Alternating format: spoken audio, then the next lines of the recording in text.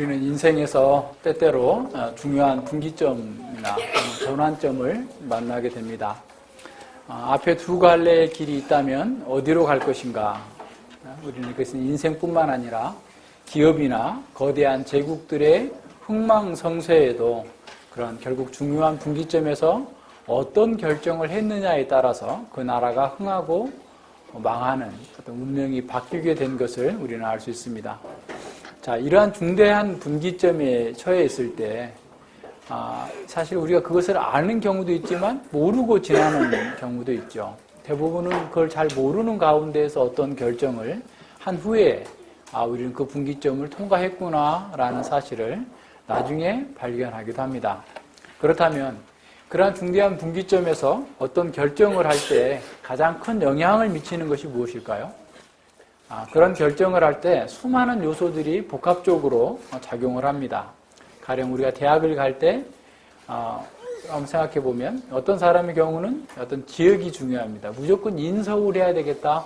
서울 안에 있는 대학이면 어디든지 다 가겠다라고 생각하고, 어떤 사람은 서울 밖에 있는 지방에 있는 대학이라도 취업이 잘 되는 학과를 선택해서 가겠다라고 하는 사람도 있을 테고, 또 어떤 사람은 아주 이렇게 인류 대학을 갈 수 있지만 가정 형편이 어려워서 장학금을 주는, 전액 장학금을 주는 조금 더 떨어진 그런 대학을 가겠다라고 선택을 하는 경우도 있죠. 사업을 하거나 또는 결혼을 하는데도 다 마찬가지로 어떤 중요한 결정을 할 때마다 우리가 무엇을 중요하게 여기는가에 아주 어떻게 보면 중요한 그 결정에 영향을 미치는 거죠. 다시 말하면 어떤 세계관을 가졌느냐에 따라서 그 사람의 결정에 영향을 미치게 되는 것입니다. 어떤 세계관에, 그래서 세계관은 사실 얼른 잘 눈에 드러나지는 않지만 우리의 생각과 삶을 어떻게 보면 지도해가고 이끌어가고 있는 것이 어떻게 아주 중요한 세계관인 거죠. 그래서 이 세계관은 외적인 것, 내적인 것, 그 모든 것들을 어떻게 보면 이렇게 거르고 해석해 주는 데 있어서 중요한 하나의 필터와 같은 그런 역할을 하는 것이죠. 그래서 기독교 세계관을 정립한다라고 하는 것은 우리가 세상과 가정과 교회에서 어떤 선택을 하고 어떤 삶을 살 것인지를 확정하는 것입니다. 그래서 객관적인 사건을 동시에 동일하게 보았다 할지라도 그 세계관이 어떻느냐에 따라서 그 선택의 결과는 천양지차로 달라지게 되는 겁니다. 우리는 바로 민수기 13장과 14장에서 바로 그것을 확인할 수 있습니다. 자, 민수기는 출애굽한 이스라엘 백성들이 시내산에서 한 1년 정도 머물고 난 후에 꿈에 그리던 가나안 땅으로 이렇게 진군하고 있는 그런 상황 속에서 여정을 쭉 이렇게 보여주고 있는 것이죠. 그래서 부푼 기대를 갖고 이제 시내산에서 출발해서 바란 광야까지, 다시 말하면 바로 그 가나안 땅 코앞에까지 오게 된 거죠. 그럼에도 불구하고 이 사람들은 38년 동안의 그 불신앙으로 인해 38년 동안 방황할 수밖에 없었던 것이죠. 그러니까 하나님의 언약을 어김으로써 오는 실패를 계속해서 기록해주고 있어요. 그래서 광야에서의 실패를 보여주는 것이 민수기의 과정입니다. 그리고 그 광야에서 실패가 그럼에도 불구하고 하나님께서 신실하게 그들을 가나안 땅으로 이끌어 가신다라고 하는 사실을 보여주고 있는데요. 민수기 1장부터 10장까지는 시내산에서 광야를 진군하기 위한 하나의 준비 과정입니다. 그리고 그 1장부터 4장까지는 이스라엘의 진군을 위해서 사람들을 다 계수하고 또 사람들을 리더들을 세우는 이런 과정이 1장부터 4장까지 나타나고 있고, 그 다음에 그 이스라엘 백성들을 정결케 하는 작업이 5장부터 8장까지 나타납니다. 그리고 진군을 위한 최종적인 준비가 9장부터 10장에 나타나는데 6월절을 다시 한번 확인하고 또 어떤 나팔 신호나 이런 것들을 정해 나가는 것이죠. 민수기의 두 번째 부분은 11장부터 25장까지예요. 모든 준비를 마친 이스라엘 백성들이 불기둥과 구름기둥의 인도하심을 따라서 거룩한 진군을 시작한 지 사흘 만에 그들은 불평을 터뜨리게 되죠. 그래서 이 11장부터 25장까지는 7개의 불평 사건이 키아슨 구조, 교차 대조로 되어 있어요. 그래서 첫 번째는 음식에 대한 거로 나오죠. 11장에서 음식에 대한 불평이 나오고, 그다음에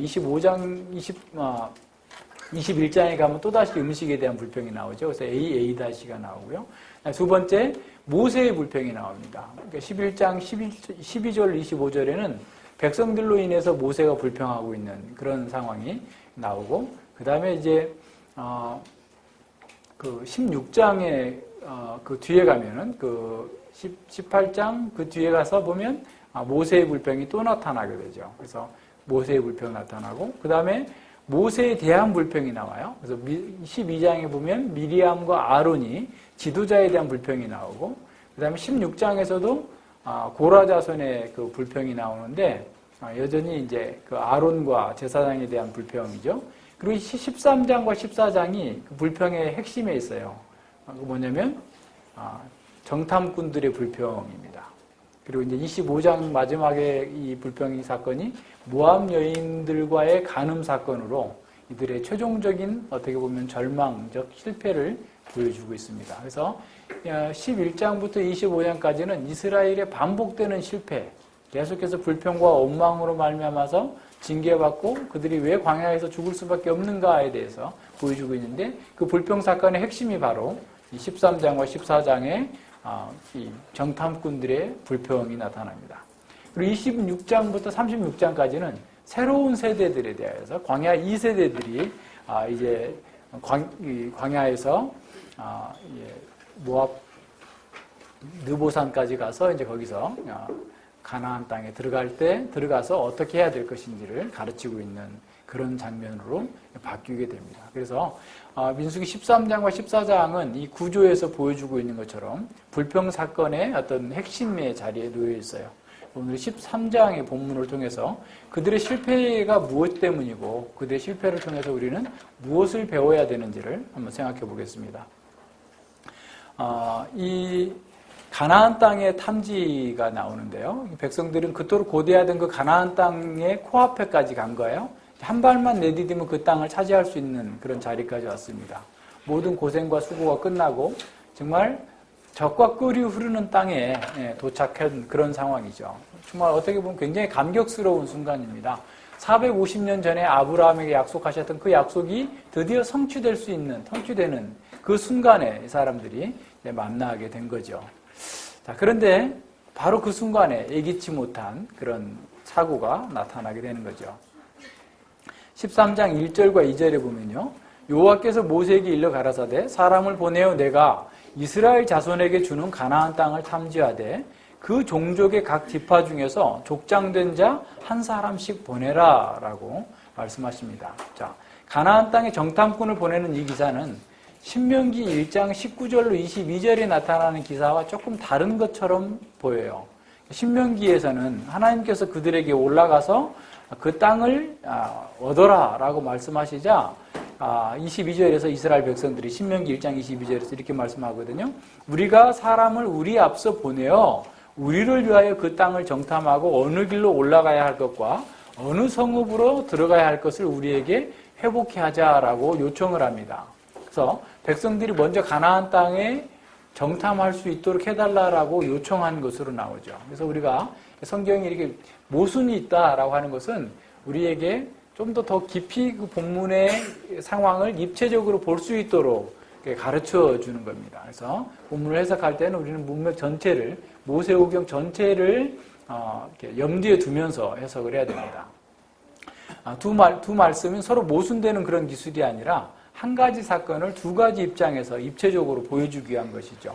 자, 그러니까 민수기 입장에서는 그냥 그 모세가 보낸 것으로 이렇게 나오지만 이스라엘 신명기에서는 좀 더 그것을 풀어서 가르쳐주고 있는데 이스라엘 백성들이 가나안 땅에 들어가면 되는데 두려운 거예요. 전쟁을 한 번도 경험해보지 못했던 사람들이고 그래서 한번 요청을 하는 거죠. 우리가 하나님께 가서 먼저 보고 오고 그러고 나서 우리가 함께 들어갑시다 라고 요청을 해서 자 모세가 하나님 걸 기도를 했고요. 그래서 하나님께서 그렇게 하라라고 하신 거죠.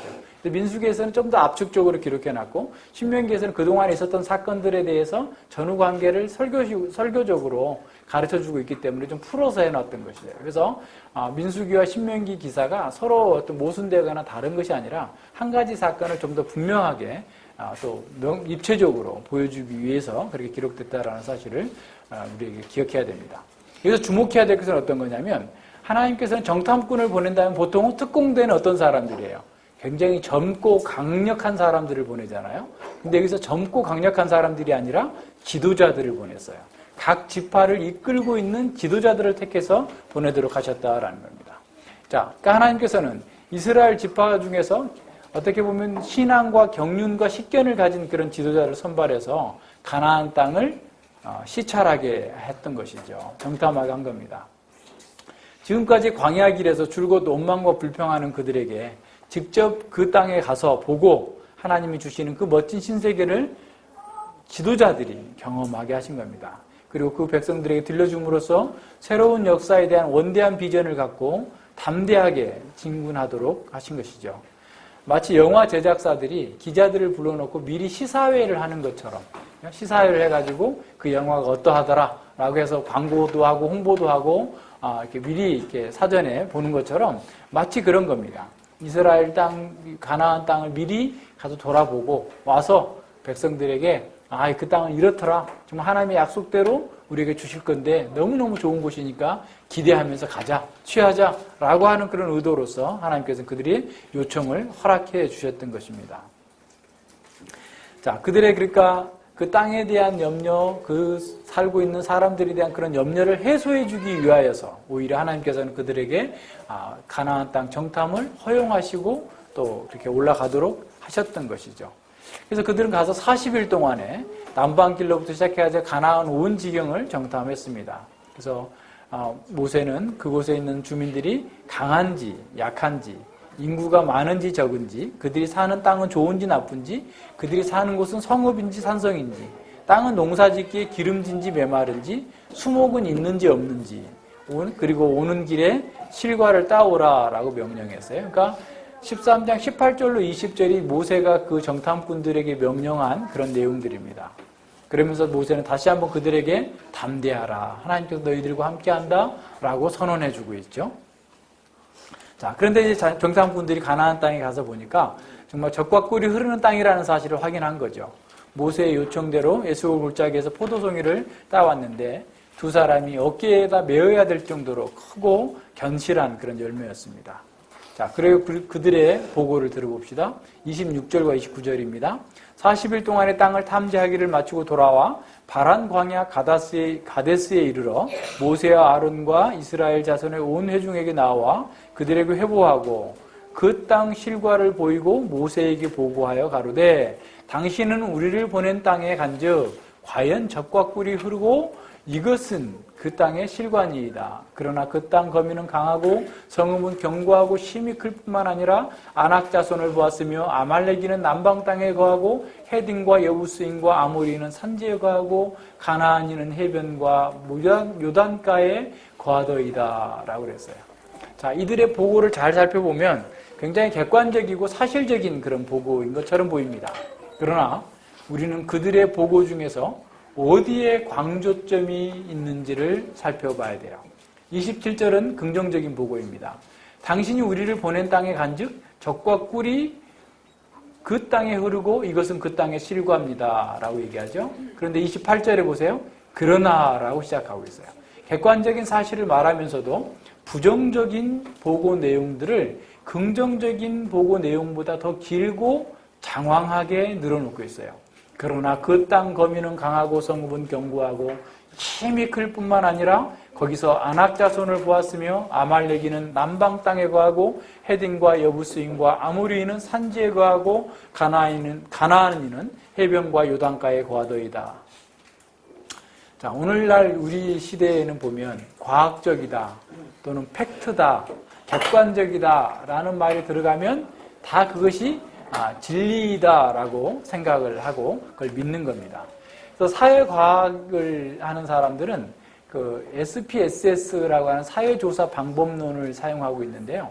그런 것들을 사용해가지고 어떤 통계를 내면 그것이 마치 사실인 것처럼 이렇게 다 맞는 것으로 여기게 되는 거죠. 그러나 그것도 얼마든지 조작이 가능합니다. 예를 들어서 여론조사 같은 것도 보면 요새 뭐 대선 후보 뭐 여론조사 이렇게 하는데 대선 후보에 관해서도 똑같은 질문을 해도 이렇게 그 답변을 바꾸기만 해도 순서를 그러니까 1번이냐 2번이냐 3번이냐를 순서만 바꿔놔도 그 결과가 달리 나올 수 있어요. 얼마든지. 그런데 이제 여기 지금 이 사람들 이스라엘 백성들 한번 보세요. 자, 객관적인 보고를 하고 있다고 주장하지만 어디에 더 비중을 두고 있느냐면 부정적인 것에 더 큰 비중을 두고 있어요. 자, 그러니까 동일한 내용을 얘기하지만 긍정적이고 객관적인 내용들은 조금 얘기하고 부정적인 내용을 많이 얘기함으로써 지금 그들의 방점은 어디에 있어요? 이게 지금 안 됩니다. 올라갈 수 없습니다. 라고 얘기하고 있는 거죠. 자, 여러분들이 뉴스 같은 걸 여러분이 그냥 보면 안 돼요. 우리나라 사람들은 예전에 그랬어요. 우리는 신문에 나오면 다 진리야. 신문에 났어. 누구하고 막 이렇게 싸우다가 어떻게 그런 일이 있을 수 있어? 그럴 수 없어. 라고 이렇게 하다가 그 신문에 났다니까? 그러면 그거 사실이네. 진리네. 라고 이제 하던 때가 있었어요. 근데 이제 50 이후에 뭐 계속해서 신문이 땡뉴스가 되고 어떤 현 정부의 독재자들의 어떤 그 상황을 찬양하고 미워하는 것을 통해서 사람들이 이제 눈을 뜨기 시작한 거죠.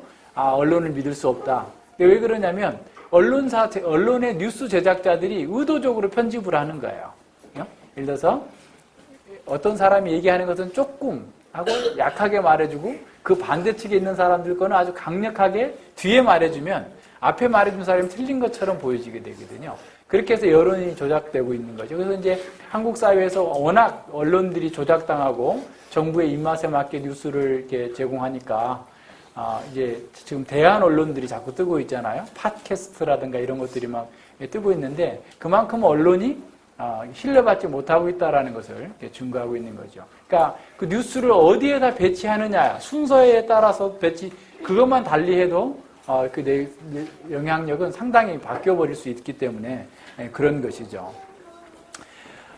정탐꾼들의 보고도 마치 그렇습니다. 객관적인 사실을 담아서 논리적으로 보고했지만 그들은 모세가 요구한 것과는 전혀 다른 방식으로 그 정보들을 배치하고 있어요. 그래서 모세가 요구했던 것과는 완전히 다른 방식의 해석과 영향이 미치도록 만들어낸 것이죠. 자, 한번 보세요. 자, 13장 18절과 20절에서 모세가 명한 것은 어떤 겁니까? 그곳의 거민의 강약과 다소와 땅의 호와 불호와 거하는 성읍이 평지인지 산성인지 토지의 후박, 수목의 유무 이걸 알아오라고 그랬죠. 그런데 이들의 보고를 보면요. 반대로 이루어지고 있어요. 땅의 좋은 것과 실과에 대한 얘기를 짧게 한 후에 반대로 땅의 거민의 상태를 길게 보고하면서 강조하고 있는 거죠. 자, 요즘도 그렇지만 고대에는 뒤에 있는 것에 제일 강조가 있어요. 그러니까 지난번에도 그랬잖아요. 예수님의 시험 사건의 마태복음에서 맨 뒤에 나오는 것은 사단에게 절하고 세상의 영광을 취하라는 거였고, 그 다음에 누가복음에서는 어떻게 나오죠? 성전에서 뛰어내리는 것이 맨 뒤에 나와요. 뒤에 있는 게 강조예요, 항상. 지금 여기서도 이 사람들이 지금 정탐꾼들이 보고를 하는데 모세가 얘기했던 것과는 순서가 완전히 반대로 모세는 그 땅에 어떤 거였어요? 그 땅의 거민의 강약, 땅의 호불호, 성읍과 성읍이 그들이 거하는 것이 성읍인지 산성인지 토지의 후박, 수목의 유무를 알아오라 그랬는데 이들은 땅의 좋은 것과 실과에 대해서만 먼저 짧게 얘기하고 난 다음에 그 땅의 거민들의 상태가 얼마나 무시무시한지에 대해서 아주 길게 보고를 하고 있는 겁니다. 그리고 그것을 더 많은 내용을 말하고 있는 거죠. 강조점이 완전히 뒤에 있는 거죠. 자, 이들은 이렇게 이중적인 강조를 통해서 자신들의 견해를 더 거기다 실어두고 있어요. 자, 정탐꾼들은 이미 객관적인 사실을 보고한다고 했지만 실제로는 자신들의 해석을 반영하고 있는 거죠. 그래서 이들의 보고는 객관적인 정황에 비추어서 논리적으로 판단했다는 것을 보여주는 것처럼 보이지만 실제로 그들의 보고는 거민들이 워낙 능력이 크기 때문에 우리는 거기에 올라갈 수 없다라는 것을 강조함으로써 백성들에게 두려움을 조장하고 있는 겁니다.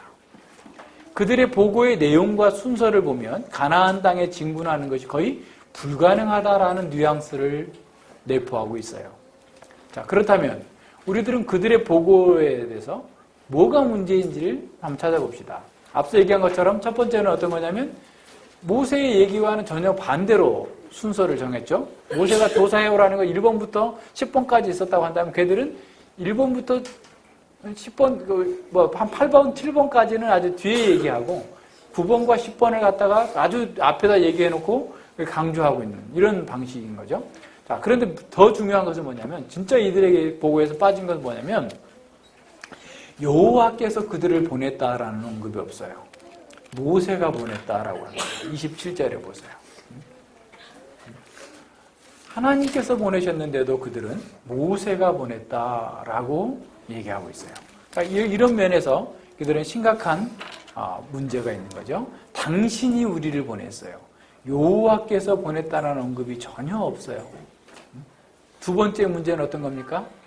여호와의 약속에 대한 언급도 찾아볼 수 없습니다. 그들의 보고에는 하나님도, 하나님의 언약도, 언약을 믿는 믿음도, 애굽에서 구속하여 주신 그 구속의 은총도 담겨 있지 않습니다.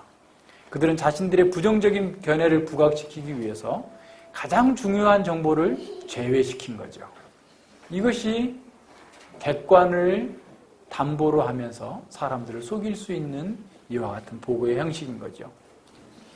자, 지도자가 어떤 중요한 결정을 하도록 하기 위해서는 객관적인 실제를, 팩트를 합리적으로 파악하고 정확하게 그 문제를 분별할 수 있도록 전달을 해야 되는데 이 사람들은 그렇게 하지 않은 거죠. 자, 이런 면에서 세계관이 중요한 겁니다.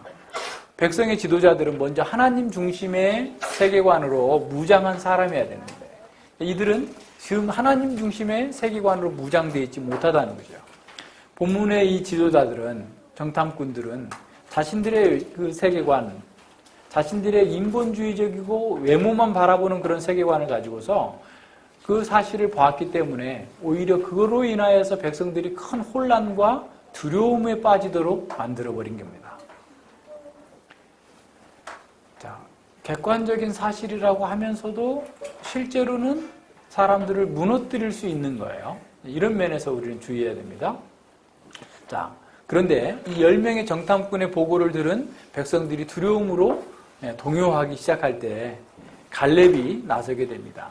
갈렙은 그들의 백성들이 정말 흔들리고 막 두려워하고 이런 그런 상황 속에서 오히려 그들에게 백성들을 좀 더 안정시키고 좀 조용히 좀 하고 내 얘기 좀 들어봐라 라고 하는 그 일을 먼저 해야 됐죠. 30절에 보세요. 30절에 갈렙이 모세 앞에서 백성을 안둔시켜 가로되 우리가 곧 올라가서 그 땅을 취하자 능히 이기리라 하나. 자, 갈렙의 말은 이런 거겠죠. 좋다, 그거 맞다. 그렇지만 그들이 보고한 것처럼 그 땅의 거민은 강하고 그 성읍은 견고하고 힘이 클 뿐만 아니라 거기에 안악 자손도 있는 걸 인정한다. 그러나 그것이 무슨 문제란 말이냐. 자, 올라가자. 지금 올라가서 싸우면 능히 이길 수 있다. 능히 그 땅을 취할 수 있다라는 겁니다. 그렇다 할지라도 하나님께서 우리에게 주신 거이기 때문에 하나님께서 약속하셨기 때문에 우리는 그 가서 얻으면 된다라고 얘기하고 있는 거죠. 14장 7절과 9절도 한번 보세요. 민수기 14장 7절과 9절에 보면 이스라엘 자손이 온 회중에게 일러 가로되 우리가 두루 다니며 탐지한 땅은 심히 아름다운 땅이라 여호와께서 우리를 기뻐하시면 우리를 그 땅으로 인도하여 들이시고 그 땅을 우리에게 주시리라. 이는 과연 젖과 꿀이 흐르는 땅이니라. 오직 여호와를 거역하지 말라. 또 그 땅 백성을 두려워하지 말라. 그들은 우리의 밥이라. 그들의 보호자는 그들에게서 떠났고 여호와는 우리와 함께 하시느니라. 그들을 두려워 말라. 갈렙과 여호수아는 그런 10명의 정탐꾼들과 다른 보고를 하고 있는 거죠. 동일한 것을 봤어요.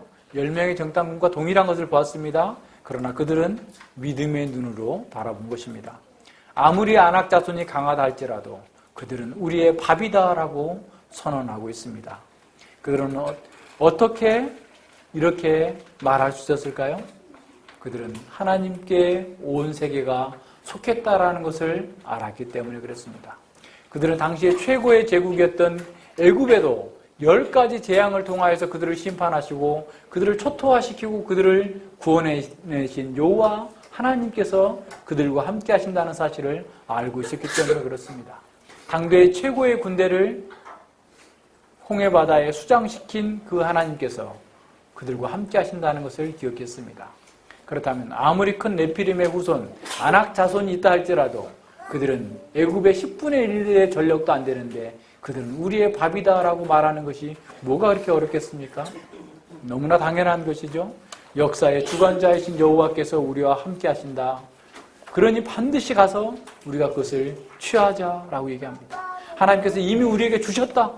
그러니 올라가서 취하자. 능히 이기리라 라고 말하면서 두려워하는 백성들에게 용기를 갖도록 격려하고 있는 거죠. 그들은 믿음으로 행하고 보이는 것으로 행하지 않았던 것입니다. 자, 믿음의 눈이 참된 실제를 보게 합니다. 우리는 나타나는 현상과 그런 정황만 보고 판단해서는 안 됩니다. 모든 것을 주관하시는 보이지 않는 하나님의 손을 볼 수 있어야만 됩니다. 믿음의 사람들은 세상 사람들이 볼 때 현실과 부합하지 않는 방식으로 그 문제를 풀려고 하는 어리석은 사람처럼 보일 수 있어요. 그러나 믿음의 사람들이 진정으로 참된 실제를 바라보고 나가는 거예요. 세상 사람들은 우리가 보이지 않는 하나님을 믿는다고 하고 보이지 않는 하나님께서 말씀하신 대로 따라 살아야 된다고 하니까 무모하고 현실성 없는 이상주의자들처럼 보죠. 그러나 뒤에 가서 보면 가장 적합하고 현실적인 대안을 택한 사람이 바로 그리스도인이라는 사실을 알게 될 겁니다. 노아 시대를 한번 생각해 보세요. 노아 시대의 사람들이 노아에 대해서 얼마나 비웃고 조롱했습니까? 노아를 맹목적인 몽상가라고 불렀을 것입니다. 무모하고 어리석은 일에 인생을 낭비한다라고 생각했을 겁니다. 노아가 회개하고 하나님께로 돌아와라, 방주로 돌아오라 했을 때 노아를 미친 사람이라고 조롱했을 것입니다. 그런데 그 결과는 어떻게 되었습니까? 누가 가장 적절하게 대응한 사람입니까? 누가 현실적인 사람이었습니까? 누가 가장 올바른 선택을 한 사람이었습니까? 히브리서 기자는 히브리서 11장 7절에서 이렇게 말씀합니다.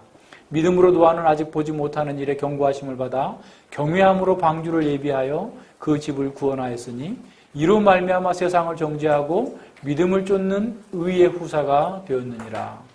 믿음을 쫓는 의의 후사가 되었느니라. 자, 그러나 10명의 지도자들은 모든 백성들 앞에서 갈렙의 주장을 아주 강력하게 반박하고 있습니다. 악평합니다. 31절 보세요.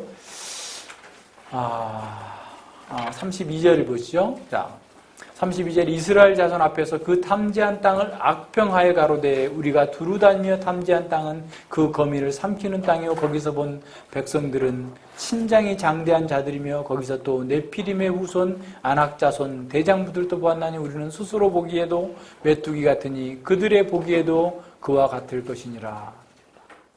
자, 그 땅의 거민이 우리보다 강하다라고 얘기합니다. 한 발 더 나아가서 그 땅은 적과 꿀이 흐르는 땅이 아니라 거민을 삼키는 땅이다. 땅마저도 악평합니다. 뿐만 아닙니다. 여호와의 군대인 자기 자신들마저도 악하게 말합니다. 우리가 보기에도 스스로 메뚜기 같은데 쟤들이 볼 때도 그럴 것이다.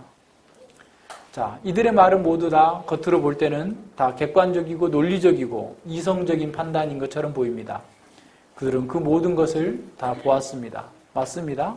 그들의 말은 다 맞는 것처럼 보입니다. 그러나 중대한 하자가 있습니다. 그것이 무엇일까요? 한번 찾아보세요.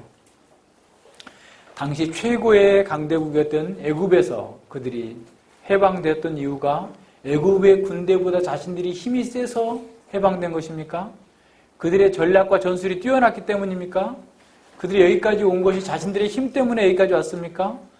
아니, 오늘 아침, 저녁, 점심 다 먹었던 그 식량이 어디로부터 온 것입니까? 하나님께서 만나와 메추라기를 매일 내려주셔서 지금 생존하고 있는 거 아닙니까? 그런데도 이 사람들은 이제 와서 가나안 땅을 정복하는 것은 내 힘으로 해야 된다라고 생각하는 거예요. 우리도 마찬가지죠.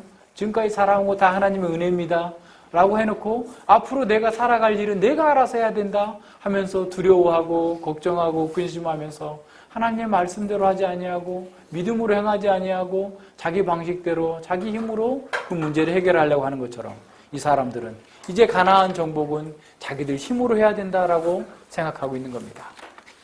자, 이들의 말이 그렇게 합리적일까요? 그런 시각으로 볼 때 그들의 사실은 자신들이 보세요. 자기들이 그 지금까지 와했던 이 생활 그 자체가 불가능한 거였어요. 결코 가능하지 않은 일이 벌어졌어요. 하나님의 전능하신 손길 가운데에서 지금 여기까지 온 겁니다. 그런데도 그들은 이제 와서는 자기 힘으로 해야 될 거다라고 생각을 하면서 자기들이 힘이 없다, 상대가 강하다라고 하면서 아우성치고 있는 겁니다. 그들은 스스로 가장 객관적이고 가장 이성적으로 판단했다고 주장할 것입니다. 그러나 여러분, 그들은 정말 불합리하게 행동하고 있는 거예요. 왜냐하면 그들의 논리대로 한다면 지금 이 가나안 땅 목전에 바람 광야까지 올 수도 없었던 사람들이에요. 자신들의 힘으로 여기까지 온 거 아니잖아요.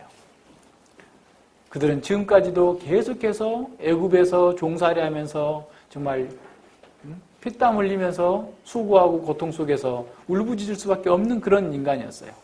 그들은 오히려 애굽의 바로의 그 학정 속에서 고통 속에서 울부짖어야 했던 그런 비참한 노예들에 불과했었던 거예요. 그런데 지금 자유케 되었고 지금 가나안 땅을 목전에 두고 있어요. 하나님의 은혜였고 하나님의 전능하심 때문에 거기까지 온 거예요. 사람들이 생각하는 것도 마찬가지입니다. 하나님의 창조를 거부하고 진화론을 믿는 것도 마치 이와 같은 거예요. 진화론을 생각하면 자기들이 굉장히 과학적이고 객관적인 사실을 믿는다라고 생각합니다. 그러나 진화론에서 단세포가 이 고등동물이 되고 그리고 이 적자 생존에 의해서 사람들이 열등한 동물들은 다 퇴화되고 살아남은 것만 살아남았다고 하면 한번 생각해 보세요. 오늘날도 약자들은 다 적자 생존하게 다 내비둬야지. 인권을 보호하고 그들을 지켜야 될 이유가 없는 거죠. 그럼 자연 법칙을 거스리는 거잖아요. 그러니까 말도 안 되는 불합리한 행동을 하면서도 그들은 여전히 객관적이다. 진화론이 객관적인 진리다라고 생각을 합니다.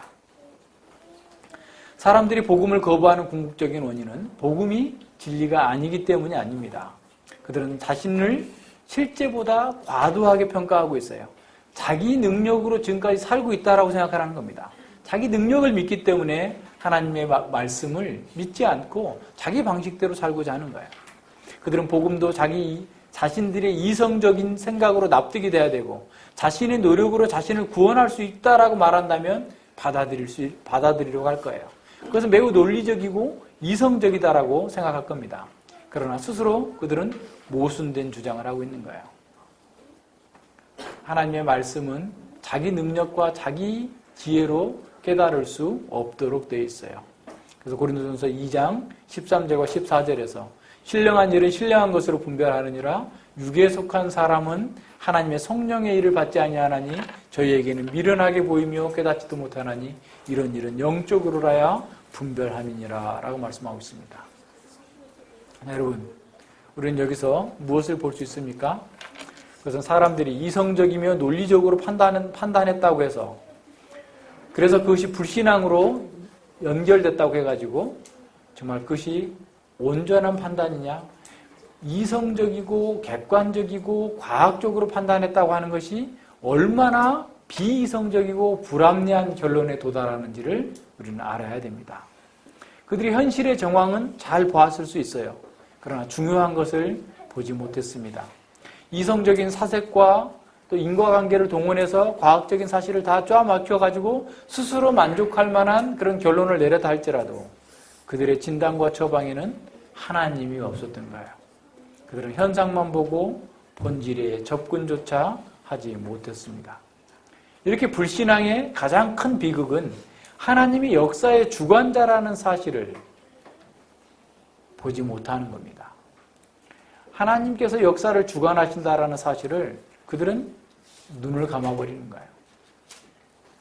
현상은 잘 보았지만 역사의 참된 실제를 보지 못했기 때문에 그런 겁니다. 이것이 예수 그리스도를 거부하는 세상 사람들의 가장 큰 비극인 것이죠. 그들은 나타난 현상만 보면서 현실의 벽에 부딪혀서 두려움에 사로잡혀 있습니다. 그래서 그들은 세상을 창조하시고 섭리하시는 하나님과 하나님의 언약을 보지 못하고 있는 겁니다. 눈뜬 장님이 되었고 장님이 되어서 소경이 소경을 인도하는 그런 상황을 계속해서 연출하고 있는 겁니다. 자, 불신앙의 또 다른 문제는 언제나 계시된 말씀이 아니라 사람의 숫자로 진리를 평가하려고 한다라는 겁니다. 자, 불신앙을 가진 사람들은 10명이었어요. 그리고 그 10명의 말에 대다수의 사람들이 동참했어요. 동조하고 있어요. 2명뿐인 여호수아와 갈렙에 대해서는 사람들이 들으려고도 하지 않고 진리를 힘의 논리로 사람의 숫자로 판단하고자 한 겁니다. 갈렙이 한 말은 30절 한 절에 불과하지만 이들이 반박하고자 했던 말은 31절부터 33절까지 3절이나 되는 거예요. 자, 이스라엘 백성들은 10명이 말하는 보고를 2명이 말하는 보고보다 더 신뢰했던 것이죠. 세상은 언제나 이와 같습니다. 요즘도 교회에 얼마나 사람이 많이 모이는가, 교회의 사람 숫자가 그것이 진리인지 거짓인지를 판단해주는 기준인 것처럼 인식되고 있어요. 하나님의 말씀을 얼마나 바르고 순수하게 전하는가가 아니라 세상의 자원을 얼마나 많이 가졌는가, 돈이 얼마나 많은가, 얼마나 큰 영향력을 행사하는가, 얼마나 많은 학위를 가졌는가. 다시 말하면 힘이 곧 정의라고 하는 생각으로, 힘이 곧 진리라고 하는 생각으로 교회를 선택하고 있는 거죠. 그러니까 오히려 힘이 있는 교회가 모든 것을 다 한다. 그래서 사람들도 그렇게 하는 것 같아요. 참 고통스러운 게 그런 걸 보는 것 같아요. 사람들이 진리를 말해주면 그건 우습게 생각해요. 그런데 돈을 많이 주는 사람들은 굉장히 크게 생각합니다. 이번에 다시 생각을 하게 됐어요. 진리를 귀하게 생각하는 사람은 돈보다 진리를 귀하게 생각하는 거예요. 그런데 진리는 그냥 있으면 되고 있어도 되고 없어도 되고 돈만 많이 주는 사람이 나한테는 좋아 라고 하는 사람은 그 진리를 귀하게 여기는 사람이 아니에요. 그런 사람에게 우리가 진리를 가져다 줄 필요가 없죠. 개돼지에게 진주를 던질 필요가 없어요.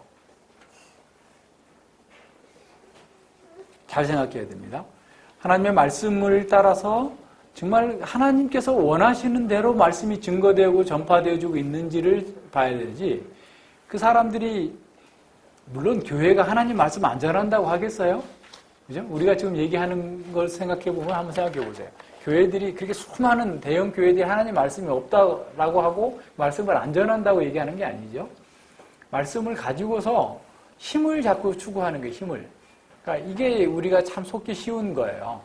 구약의 선지자들은 어떻게 보면 좀 더 단순할 수 있어요. 물론 그들도 다 하나님의 이름을 부르면서 힘을 추구했고 자기를 추구했지만 오늘 우리 시대에는 보면 개혁신학을 얘기하면서 자기를 추구해요. 하나님 말씀을 다 얘기하면서 자기를 추구해요. 그러니까 사람들이 모르는 거예요. 그러니까 거기에 더 많은 사람들이 몰리거든요. 그러니까 정말 개혁신앙은 나는 죽었습니다. 자기 부정이 기본이에요. 내가 날마다 회개해야 되는 사람입니다. 라고 하는 게 나가는데 자꾸 개혁신앙을 얘기하면서 회개를 얘기하지 않고 더 큰 힘을 얻기를 원하고 더 큰 어떤 일을 이렇게 추구해 나가는 쪽으로 나가게 되면 사람들이 더 많이 모일 수 있어요. 그러나 그것은 스스로 속는 거고 속이는 겁니다. 이런 면에서 잘 생각해야 돼요. 많은 목회자들이 개혁신학을 마치 개혁주의를 자신의 어떤 네임밸류처럼 얘기하면서 수단 방법 가리지 아니하고 사람들을 많이 모으려고 하는 이런 시대에 우리가 살고 있어요. 그건 믿음이 아닙니다. 그건 하나님께서 원하시는 것도 아니에요. 마태복음 11장 16절로 19절에 보면요. 예수님께서 이 세대를 무엇으로 비유할꼬 비유컨대 아이들이 장터에 앉아 제 동물을 불러 가로되 우리가 너희를 향하여 피리를 불어도 너희가 춤추지 않고 우리가 애곡하여도 너희가 가슴을 치지 아니하였다 함과 같도다. 요한이 와서 먹지도 않고 마시지도 아니하며 저희가 말하기를 귀신 들렸다 하더니 인자는 와서 먹고 마시며 말하기를 보라 먹기를 탐하고 포도주를 즐기는 사람이요 세리와 죄인의 친구로다 하니 지혜는 그 행한 일로 인하여 옳다함을 얻느니라 그랬어요. 자, 당시에 기득권에 있는 종교 지도자들은 메뚜기와 석청만 먹고 사는 이 세례 요한을 보면서 야, 우리처럼 좋은 것도 좀 먹고 세련되게 좀 살아야지 선지자가 돼가지고 꼬재지하고 사느냐 라고 하면서 세례 요한에 대해서 계속 비판을 한 거죠. 미쳤구나, 귀신 들렸네 라고 하면서 현실 도피적인 그런 광인이다, 미치광이다 라고 하면서 세례 요한을 비판했어요.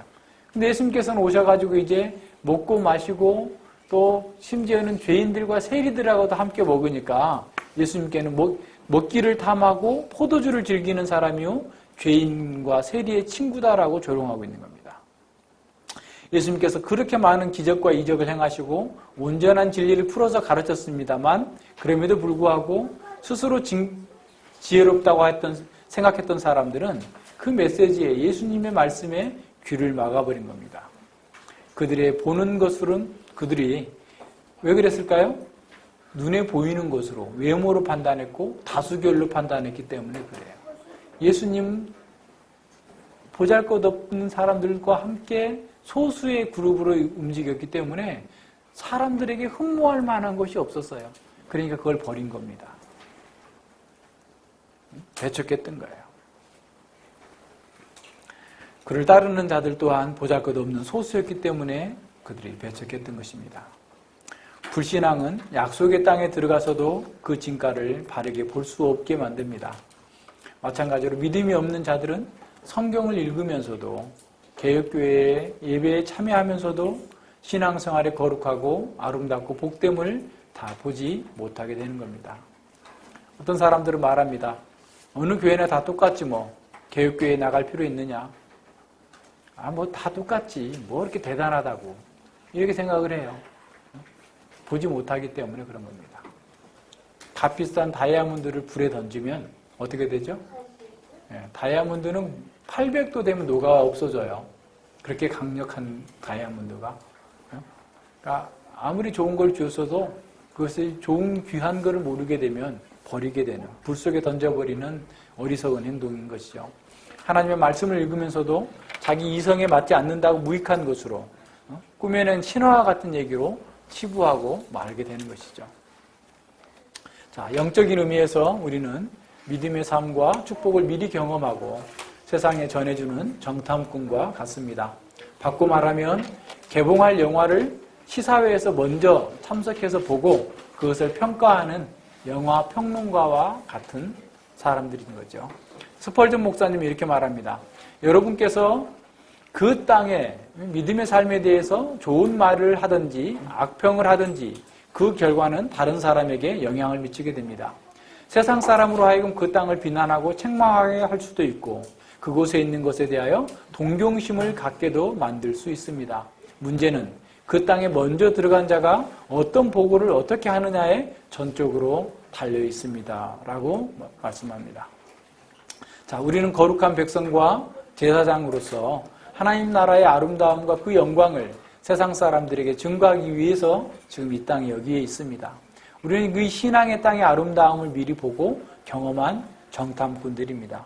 그러면 먼저 우리가 그 땅을 탐지하고 경험해야 되겠죠? 그것을 체험하라고 하나님께서 우리에게 중생의 은혜를 주셨어요. 그리고 그 은혜의 땅인 교회 안에서 하늘에 속한 신령한 복을 미리 맛보게 하셨습니다. 이러한 은혜를 맛본 사람들의 특징은 무엇일까요? 그것은 기쁨과 거룩함입니다. 기뻐하는 거예요. 어떤 어려움 속에서도 기뻐하는 사람, 그리고 거룩한 사람. 하나님의 영광을 향한 열정과 사랑을 갖고 있는 사람이에요. 그리고 온유하고 겸손한 사람들입니다. 무엇보다도 세상과 자신에 대해서 영적인 시각을 갖는 사람이에요. 하나님의 은혜를 경험한 사람은, 하늘에 속한 신령한 복을 미리 맛본 사람은 세상과 자신에 대해서 바른 시각을 갖는 사람입니다. 기독교 세계관으로 세상과 역사를 보는 것입니다. 우리는 성경의 계시를 통해서 세상과 오는 세상을 통찰할 수 있어야 되는 거죠. 믿음의 눈으로 자신과 세상과 역사를 바르게 분별할 수 있는 사람이어야 되는 겁니다. 그래야 갈렙과 여호수아처럼 하나님 나라의 복됨을 명확하게 증거하는 착한 정탐꾼이 될 수 있습니다. 사랑하는 여러분, 우리의 말과 행동은 하나님 나라를 경험하고 그것을 증거하는 정탐꾼으로서 세상 사람들에게 보고하는 것입니다. 예수님께서는 우리를 하나님 나라로 이끄시기 위해서 십자가에 못 박혀 죽으셨습니다. 예수님께서 우리의 모든 불평에 대해서 심판도 대신 받으셨습니다. 그렇다면 우리가 예상치 못한 어려움을 만났다는 이유로 불평해서 되겠습니까? 예수 그리스도의 십자가를 바라볼 때 우리의 모든 불평은 치유될 것입니다.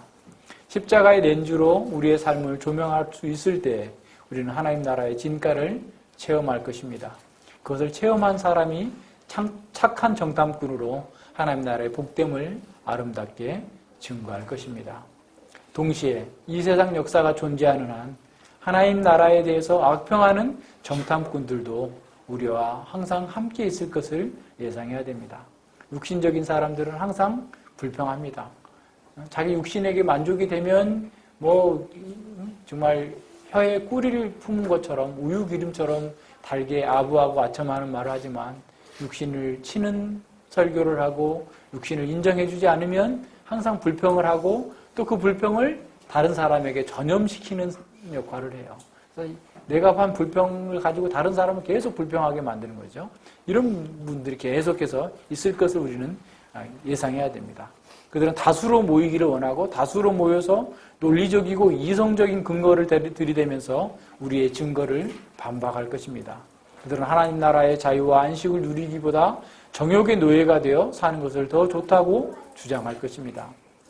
그들은 역사에 대한 하나님의 주권을 인정하지 않을 것입니다. 그런 자들은 하나님 나라의 영광을 체험하지 못했기 때문에 사람의 계명으로 사람들을 이끌 것입니다. 우리는 그들을 따르면 안 됩니다.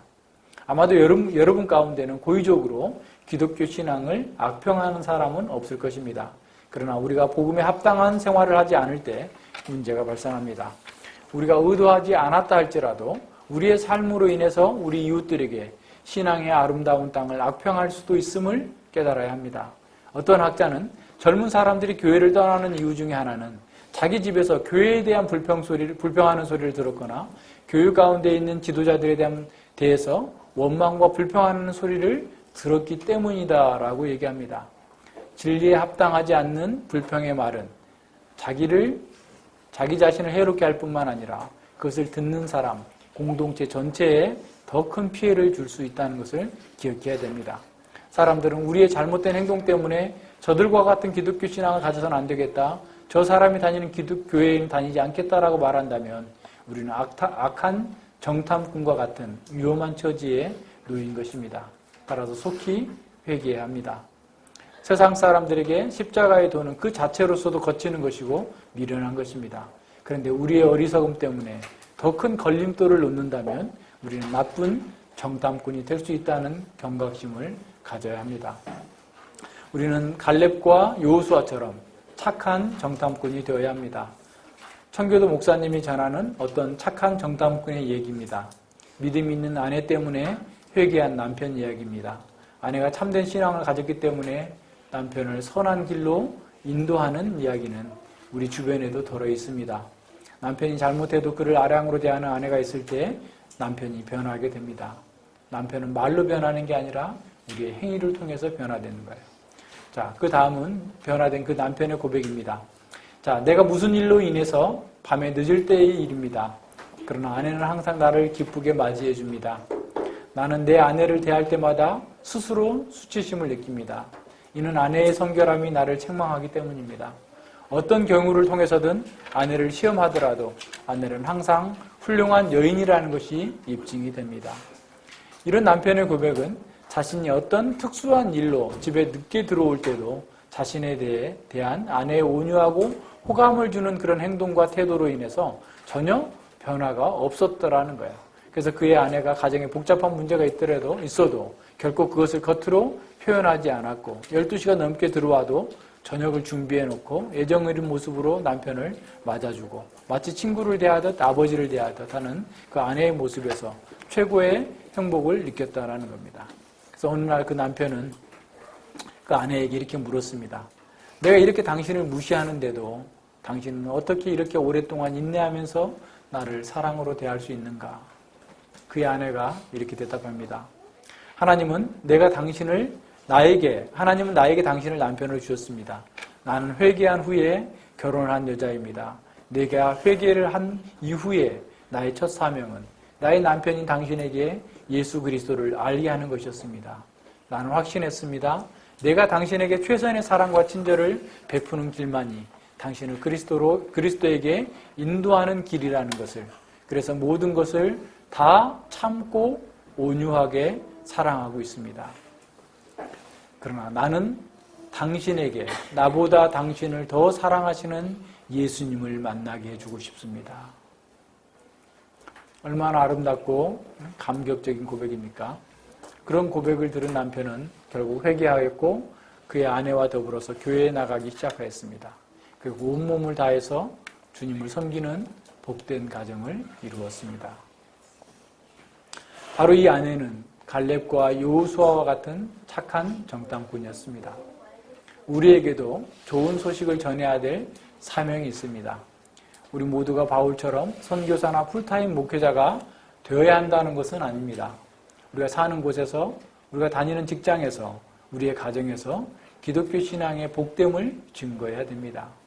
자신의 가정과 자녀를 돌보는 것을 뒤로하고 복음 사역에만 열심히 뛰어다니는 사람은 열광주의적인 맹신에 사로잡힌 것입니다. 자기 가정의 일부터 잘해야 돼요.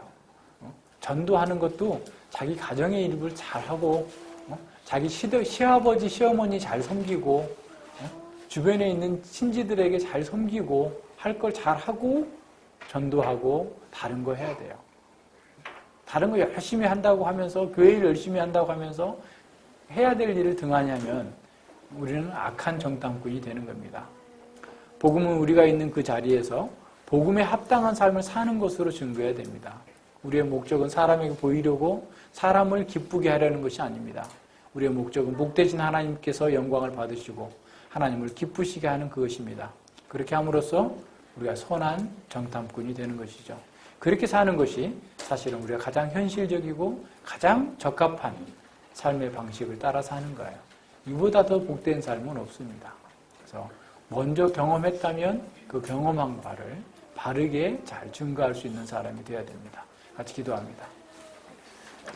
하나님 아버지 감사를 드립니다. 주님께서 저희들에게 은혜 베풀어 주셔서 참으로 이 타락하고 부패한 세상 가운데에서 참으로 안식의 땅, 가나안 땅으로 저희들을 인도해 주시는 그 하나님의 은혜를 알고 믿고 행할 수 있도록 은혜 주셨음을 인해 진실로 감사를 드립니다.